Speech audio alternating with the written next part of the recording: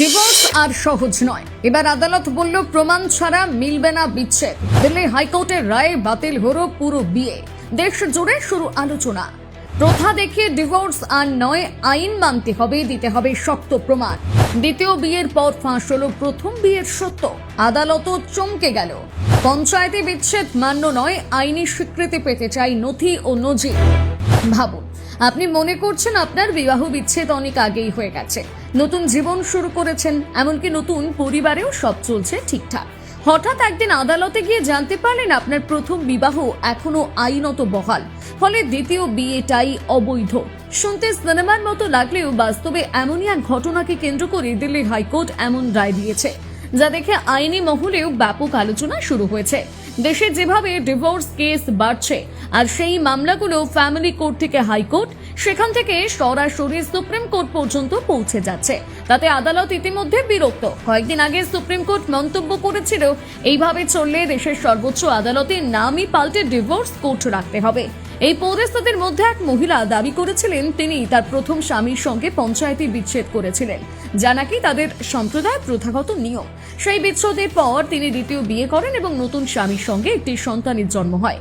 কিন্তু পারিবারিক আদালত তার দ্বিতীয় বিয়ে বাতিল ঘোষণা করে দেয়, কারণ নথি অনুযায়ী তিনি তখনও প্রথম স্বামীর স্ত্রী ছিলেন। এর বিরুদ্ধে তিনি হাইকোর্টে আপিল করেন, আর সেই আপিল খারিজ করতে গিয়ে দিল্লি হাইকোর্ট অত্যন্ত কঠোর ভাষায় জানিয়ে দেয়, অনুমান, গল্প বা কথায় নয়, ডিভোর্স প্রমাণ করতে হলে চাই সুস্পষ্ট, শক্তিশালী এবং বিশ্বাসযোগ্য প্রমাণ। হাইকোর্টের বেঞ্চ, যেখানে ছিলেন বিচারপতি অনিল ক্ষেত্রপাল এবং বিচারপতি হরিশ বৈদ্যনাথন শঙ্কর, স্পষ্ট করে বলেন, হিন্দু সমাজে প্রথাগত বিবাহ বিচ্ছেদের কথা বললে তার অস্তিত্ব প্রমাণ করতে হবে বাস্তব নথি, পূর্ববর্তী আদালতের রায়, সম্প্রদায় স্বীকৃতির নিয়ম বা দীর্ঘদিনের প্রচলিত অভ্যাসের মাধ্যমে। শুধু কিছু লোকের সাক্ষ্য বা ব্যক্তিগত কাগজপত্র দিয়ে এমন গুরুত্বপূর্ণ দাবি প্রমাণ করা যায় না।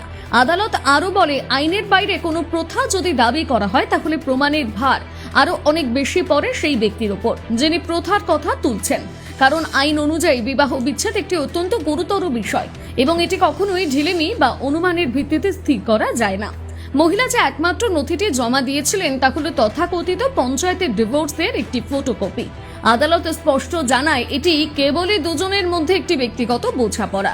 এর মাধ্যমে কোনো সম্প্রদায় প্রচলিত প্রথা প্রমাণ করা যায় না।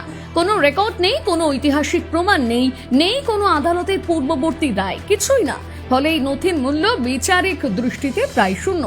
হাইকোর্ট তাই পারিবারিক আদালতের সিদ্ধান্ত বহাল রেখে বলে দেয়, মহিলার তৃতীয় বিবাহ আইনত বাতিল।